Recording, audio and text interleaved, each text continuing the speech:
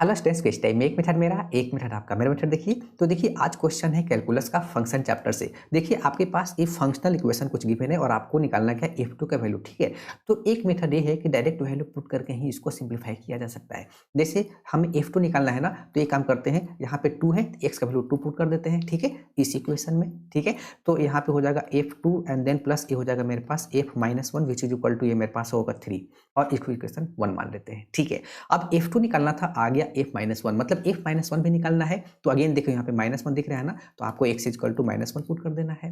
Okay, इसी equation में, यानी कि f-1 plus f 1/2 which is equal to यहाँ मेरे पास हो जाएगा 0 और ये हो जाएगा मेरे पास सेकंड इक्वेशन। राइट, अब f-1 निकालने के चक्कर में f1/2 आ गया। ठीक है, तो यहाँ पे देखो इनपुट 1/2 है ना, तो f1/2 को हटाने के लिए एक इक्वेशन और बनाना पड़ेगा। तो एक काम करते हैं, x इक्वल टू 1/2 पुट करके f1/2 निकालते हैं सबसे पहले।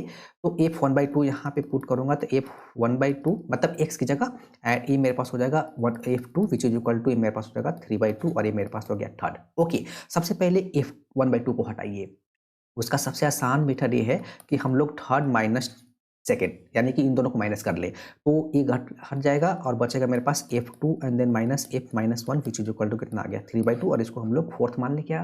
ओके, अब निकालना है आपको f2 और देखिए अब ये वाला और ये वाला सिमिलर दिख रहा है ना, बस आपको क्या करना है 1 प्लस फोर्थ कर देना है। तो ये मेरे पास f-1 cancel out, 2f2 equal to मेरे पास हो जाएगा 3 plus 3/2 which is equal to I think 9/2, यानी कि f2 का वैल्यू कितना आ जाएगा मेरे पास 9/4, यानी कि हमारा आंसर आ गया।